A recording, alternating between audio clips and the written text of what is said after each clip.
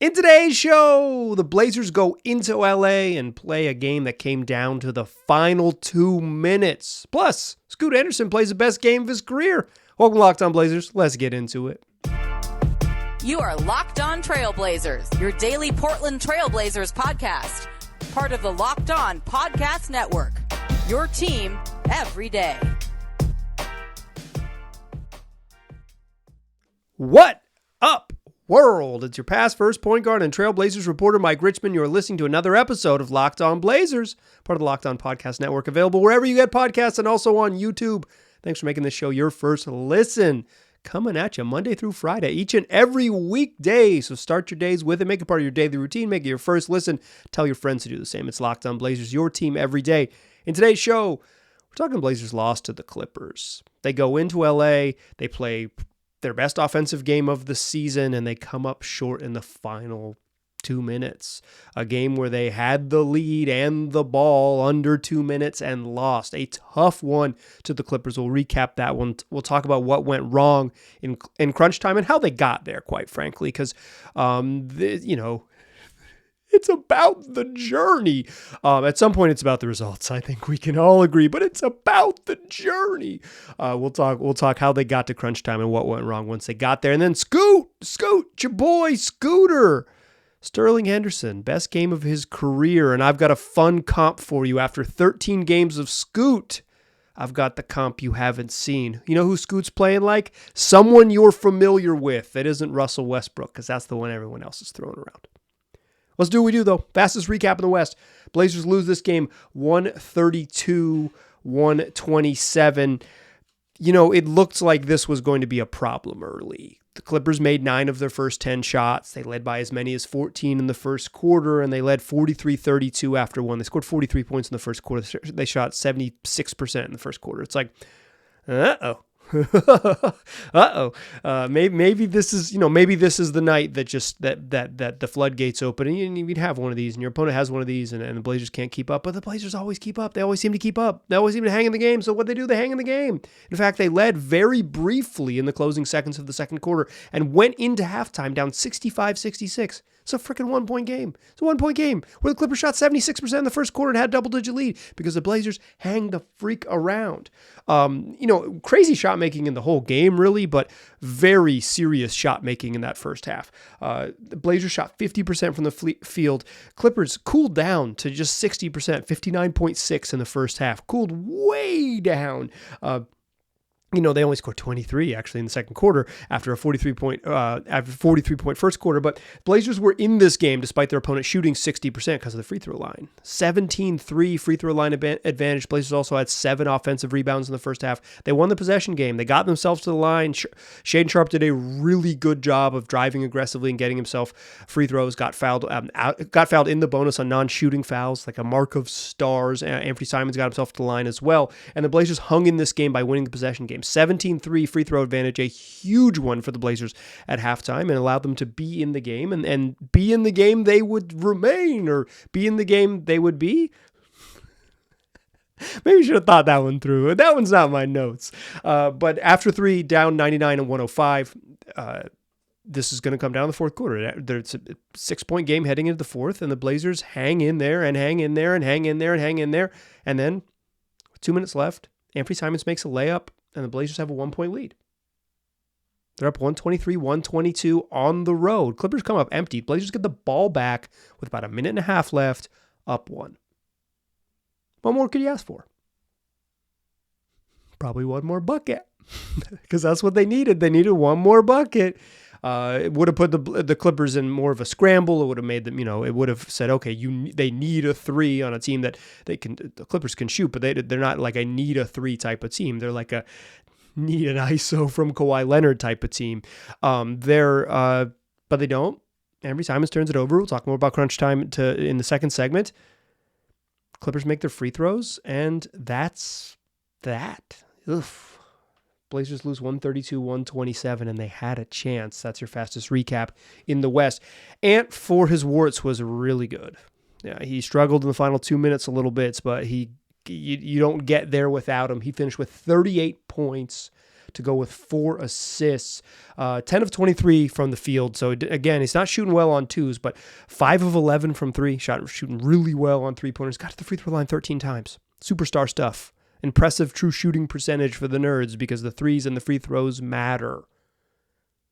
38 and 4 he had a great game, and they had to send 2 to him and all this stuff. He commands it, and he earned it. Shaedon Sharpe also excellent in this game, finished with 27 points, 3 boards, and 6 assists. I don't think Shaedon Sharpe had his best defensive game because no one on the Blazers did, but Shaedon Sharpe was great on offense. I thought it was really, really, really good. And the Blazers, when he came back in the game with 9 minutes left, they remembered that Shaedon Sharpe was on their team, and they don't always do that. They don't always remember he's on the team. 19 off the bench for Scoot Henderson, the best game of his career. We'll talk about that to close the show.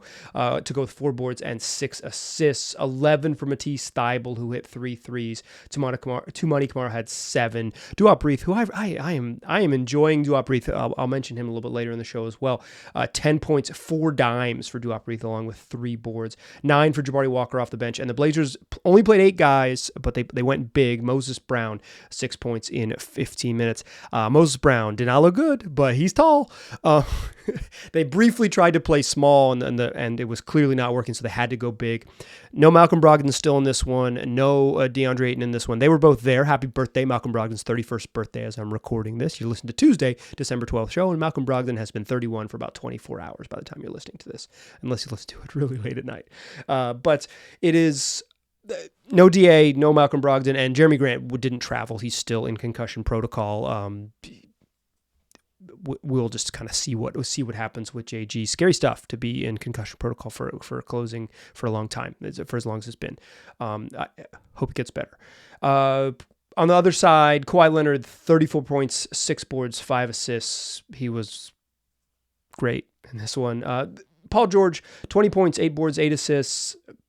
I thought Paul George was fine when they needed him, but this wasn't a really special game from him. 27 boards and 7 assists from James Harden, 18 and 6 from Ivica Zubac. Off the bench, old friend Norman Powell had 16, and Russell Westbrook had 12.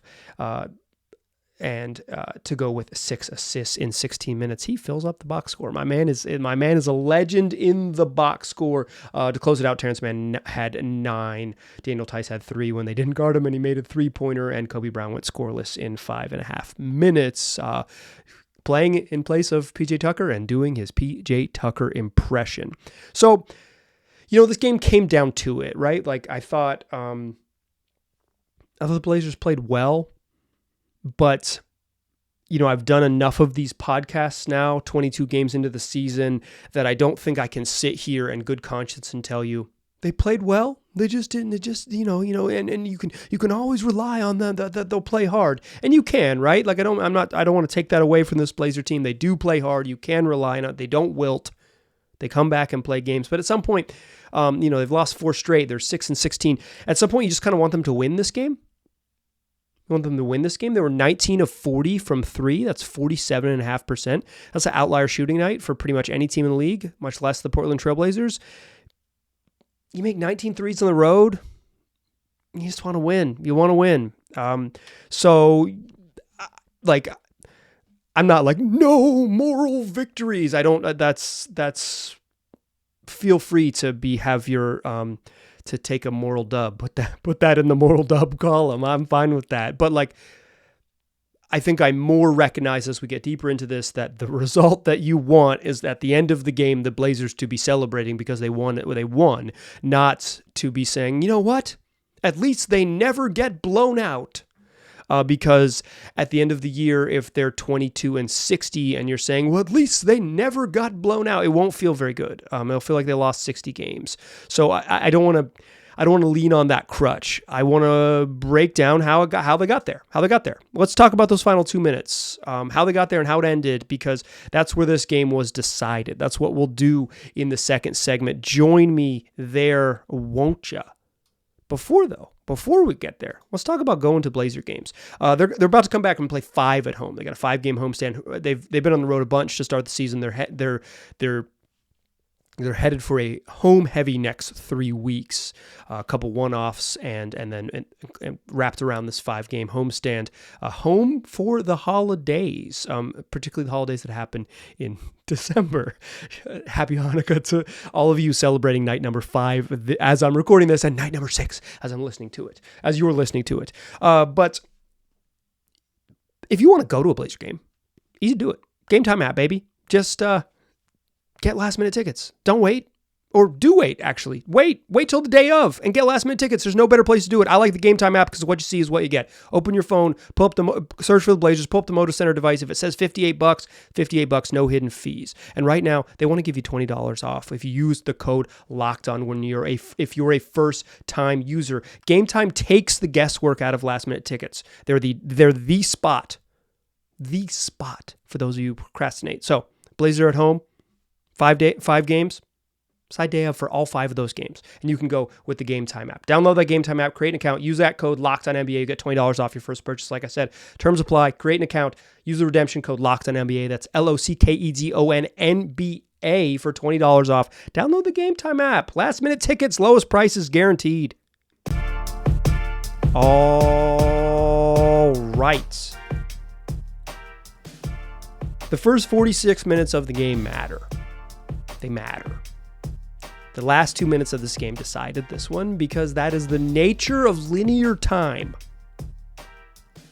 Blazers are up 1 after Anfernee Simons makes a layup. They're up 123, 122. They've made an outrageous number of shots. They've taken significantly 10 more free throws than their opponent. They're shooting really well from 3. They're getting the freebies more often. They're winning the rebound battle. They have more offensive rebounds. They're winning the possession battle. They're shooting really well from the field. What more do you want? You got to find a way to win this game. And when Anfernee Simons makes a layup and puts them up 1 with 2 minutes left, pulled out the handy dandy notebook. I pulled out this pen I got and I said, okay, this is going to decide the game. Let's track these possessions. They matter. And they just came up empty. They took one shot before it was garbage time and Anfernee Simons got an uncontested dunk when the game was over. And Ant turned the ball over twice. He was really good in this game. He demands defensive attention. He can get himself into shots he wants, and the teams know it, and they send 2 after him. And the attention that he gets opens things up for his teammates. I thought Shaedon Sharpe played well off the attention that Anfernee Simons gets. I thought in the fourth quarter they even leveraged knowing that Sharpe was going to get single coverage into getting him shots that he wants. Right when he checks in, he got a 3-pointer, and then they took a timeout and they ran another ATO for him, and he missed that jumper, and then he had a pull up with under 4 minutes to go. Hit a little 18-footer. Like Ant opens. Oh, Ant is the thing that's going to unlock a lot of what the Blazers do, and then the final 2 minutes, get the ball back. Under minute 30, drive into the paint. He's on like sort of the left side of the lane, and he tries to throw a pass out of deep into the paint. And this is the Blazers' whole philosophy: get into the teeth of the defense and kick out. A paint touch, make the defense collapse, kick it out, and make the good decisions behind that. Ant is following exactly what they want to do, like philosophically, stylistically, and physically, like get into the paint and kick out. And he could have taken a tough lefty layup. He's good finishing with his left hand. He did it earlier in the game. He's better with his right hand, as many people are better with their dominant hand. But he's not Scoot Henderson, who does not believe for religious reasons in using his left hand around the rim. He'll do it. Like he that's a shot he can make. But he's trying to do the right thing. He sees the defense collapse. He's trying to kick out to Matisse Thybulle, and he throws a pass in traffic. It's kind of a drive into the woods, and then tries to kind of bail himself out of the woods, and it leads to a steal. And Terrence Mann gets fouled, and they hit 2 free throws. And from a 1-point game, it's a live ball turnover that leads to free throws, and you give up the lead, a lead you're not going to get back. It's tough. Ant's next step as a playmaker is passing on the move. That is not his skill set right now, but he's improved a lot as a playmaker in other areas, and it showed up on the very next possession. He comes down. Duop resets the screen for him. He gets double teamed, gets the ball out. Read the defense. If you are someone who gets double teamed, often your responsibility is to accept the double team. You do one of two things. You either don't set the screen, so you say, hey, make them come double team because I can cook this dude one-on-one, which they later tried to do, and or you accept the double team because the double team gives you an advantage. Get the ball to Duop Reith. He makes the right pass to Monty Kamara, cutting baseline. He tries a reverse layup, and Ivica Zubac, who's playing in the sort of playing in that drop and guarding two in space, makes a great play to block the reverse layup that hits to Monty Kamara and goes out of bounds, and the Blazers get it back. It's the right read by Ant. It's the right pass by Duop Reith. It's a good attempt by Tumani Kamara. It's not a crazy shot. It's the right move. He needs to be aggressive there, and it was the play to make. Good defense by the Clippers to get the ball back. But that's 2 possessions now, under 90 seconds, where you've turned the ball over and, the Clippers have taken the ball out of your best player's hands and someone else has taken a shot. And after that, after Tumani gets blocked, the Clippers come down and Paul George gets a shot inside. He misses it. Paul George gets his rebound. He misses it. Ivica Zubac misses a little tip in and the ball bounces off Tumani's hands out of bounds. Him and Matisse Thybulle kind of battling for a rebound. Unlucky. Aggressive guy, 2 aggressive players going for the ball and again fighting for a rebound. Clippers miss. You get lucky because the Clippers miss 3 shots within a foot of the rim. Can't grab the rebound and finish the possession. Clippers get it back, and Paul George gets probably a too easy layup. Came off a screen, and Shaedon Sharpe just kind of lost contact, and Paul George got easily into the rim and puts the Clippers up 3. 30 seconds left. But this kind of game it's been. Both teams are scoring. The Blazers got to keep scoring. That's how this game's going to go. So the Blazers come down and do what they do. Anfernee Simons gets a 2 screens up high. They are hunting James Harden. Give me the beard. Anfernee Simons knows he can cook him in isolation, so he wants the ball. And he wants to get James Harden isolated on the wing so help can't come too far, not outside the middle of the floor. So if help comes, it's a long way for that rotation to come and a long way for guys to rotate in the backside and all these things, right? Get him on the wing, isolate. They're not going to send 2. You're going to get a chance to just go do what you do and score. Simons at this point has 36 points. He's been really freaking good. He's gotten to the free throw line 13 times. It's been really freaking good. This is as far as a late game offense, in this situation, 3-point game, 30 seconds left, Anfernee Simons getting into a shot he wants to over a defender he thinks he can cook is going to be, it's probably not your best offense because isolation shots are hard, but it's going to be one of your best options. It certainly is easily a top 3 choice for the Blazers in this exact moment because the rest of their offense it's not going to flow easy. You're not going to get the shots you want. You're going to want Anfernee Simons to probably take a jump shot. That's how this is going to end. Or Anfernee Simons to drive or have the option to do one of the 2. And James Harden slaps the ball right out of his hand off his back of his heel and goes out of bounds and goes back to the Clippers. They had to challenge it. Clippers had to challenge it to get it back, but it clearly went off Ant's heel. It's a funny moment on the challenge. Right away, Ty Lue stands up and is like, timeout challenge, and spins his finger.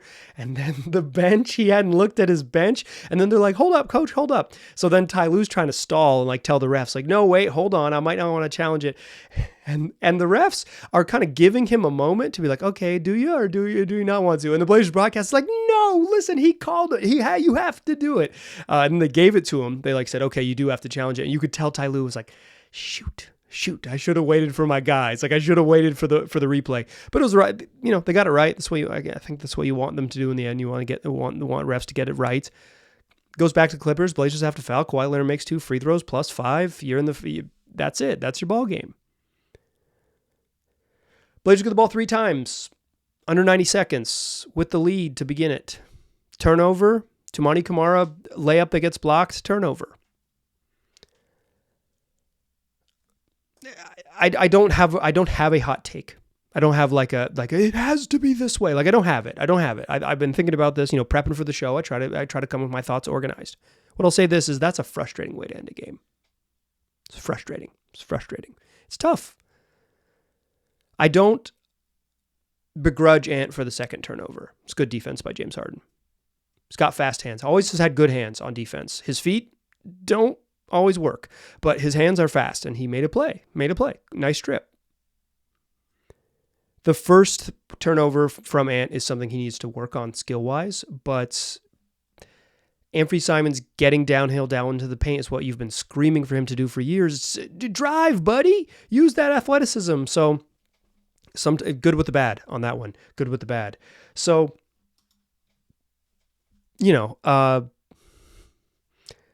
frustrating. It's frustrating. I'll leave it at that. You want them to win some games. It would be nice as a fan to be rewarded for these guys play hard. They're so easy to root for, which is like a very fair and real thing to hold in your heart. It's something I've said here on the podcast. That is fair. But at some point, you just want them to win games like this. You want to win games like this. It's frustrating. Frustrating final 2 minutes. Anfernee Simons got them to that point, and then he struggled at the end. I think both of those can be true at the same time. They're not in that game where they are without the way Ant played, and then in big moments, they needed more from him. The end. Okay, Scoot Henderson played the game of his life. It was the best game he's ever played.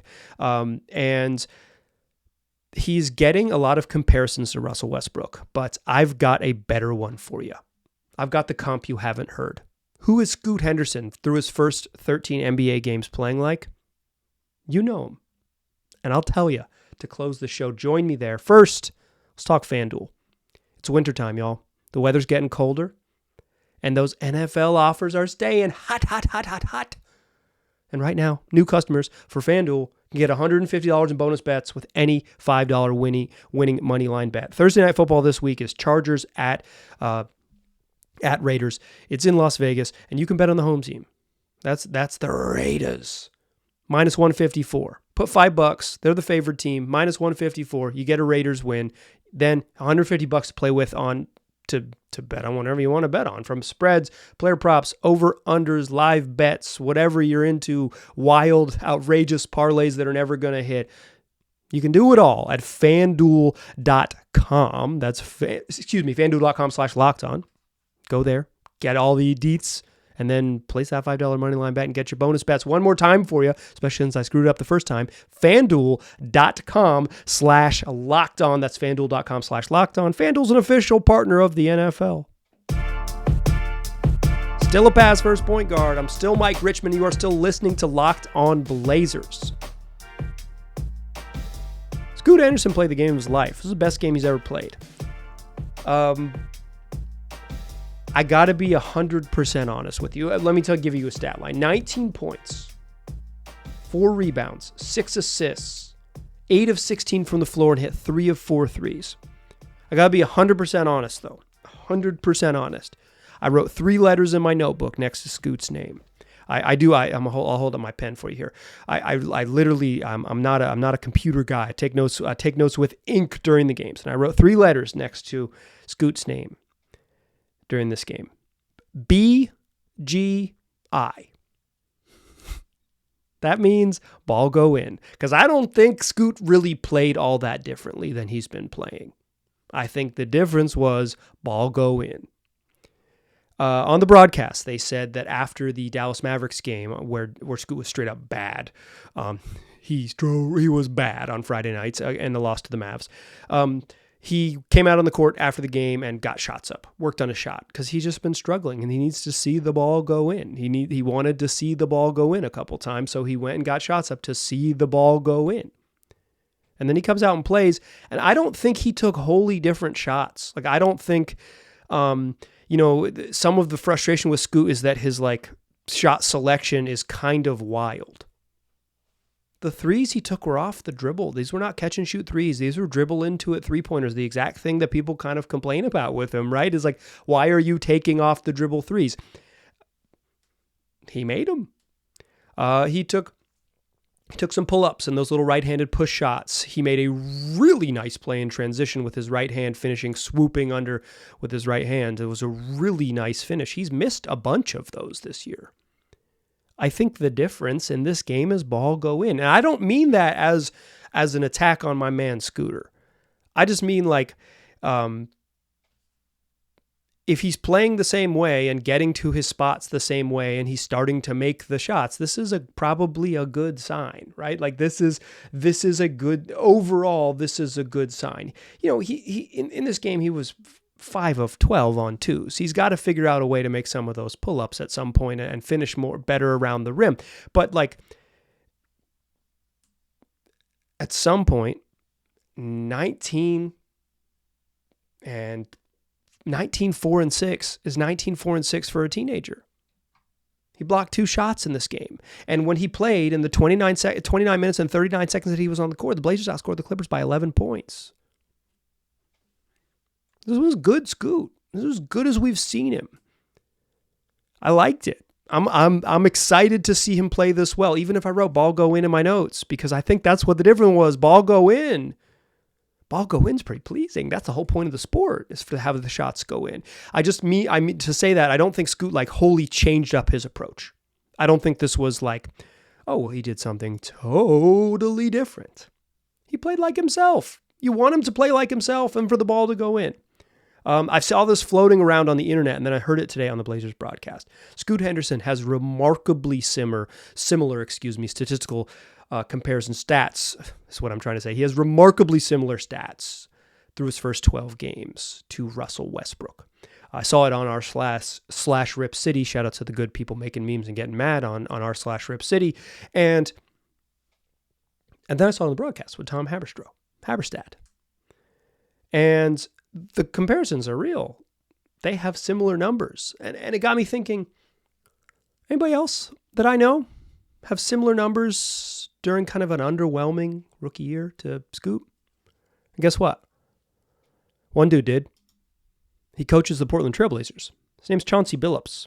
He was the 3rd pick in the 1997 NBA draft.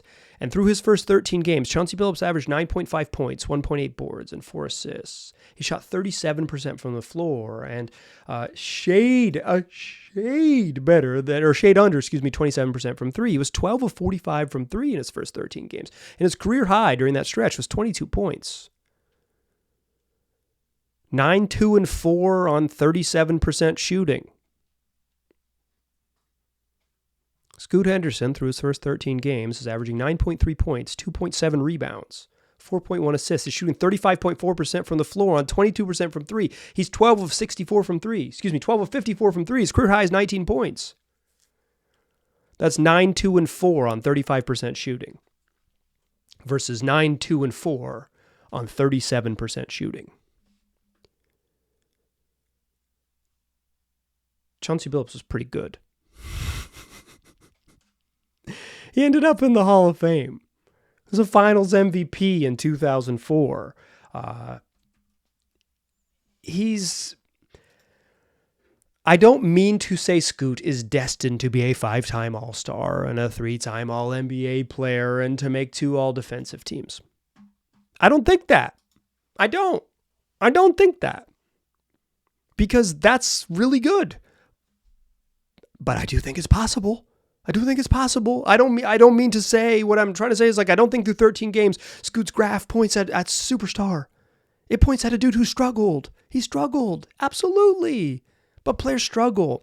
And if you are jumping off the boat now, you're going to miss some fun times. If you're calling a kid a bust after 13 games, you're going to miss the point of basketball. Chauncey Billups was not a very good rookie. He was remarkably similar to his current point guard through his first 13 games. Remarkably similar. 9, 2, and 4 on 37% shooting versus 9, 2, and 4 on 35% shooting. Scoot's been worse from 3. He's never had a 20-point game. Chauncey had 22. Just some food for thought. I don't think Scoot played wholly different. And quite frankly, I don't want Scoot to play wholly different. I want Scoot to get better at what he does. Some of the decision-making can improve. Some of the mid-range pull-up stuff, when to shoot, when not to shoot, there can improve. Maybe he'll learn about his left hand at some point, but I doubt it. I think he's going to be a pretty aggressive right-hand finisher. But I want to say this. If I don't love the Russell Westbrook comparisons because Russell Westbrook is one of the worst, the one of the least efficient volume shooters in the history of the sport. In fact, by some measures, the worst three-point shooter ever. Russell Westbrook is a first ballot Hall of Famer and a former league MVP. There is probably never going to be a player that can do what Russ did, which is be remarkably inefficient for 15 years and be a star. Scoot's got to be different. He can't be that because nobody can be Russ. I'm not sure that Scoot being Chauncey is exactly the path. Scoot's 6'2", Chauncey was much larger. He's a big guard at 6'4", 6'5", 6'4". Listed at 6'4", according to Basketball Reference. But I will say this. Scoot's taking baby steps. This is the best game he's ever played. The ball went in on a similar diet of shots. And if you have friends, relatives, loved ones, fellow Blazer fans, co-workers, enemies who are out on Scoot after 13 games, open the door for him and let him jump off the bus. Let him go. You'll get a better seat on enjoyment. That's the path we're on. We're just going to enjoy it. We're going to enjoy it because it's not just Russell Westbrook who sucked for his first 12 games. It's Chauncey Billups who sucked for his first 13 games. It's plenty of others. If we went out and tried to search for them, some players are bad as rookies, and Scoot has been bad as a rookie, and I am not worried. I don't know if I'm drawing a firm line in the sand of it doesn't matter the whole year. I don't know. I don't think I'll go that far. I know it certainly doesn't matter in December. I feel comfortable with that.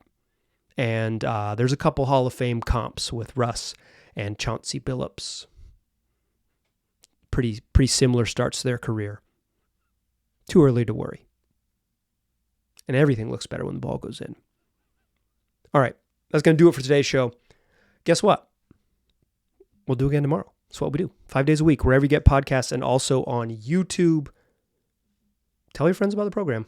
Come back and listen to tomorrow's show. We'll look ahead to the Blazers homestand and their meeting with the Jazz on Thursday. We'll have a little bit of fun. I promise you. Appreciate you listening. Talk to you soon.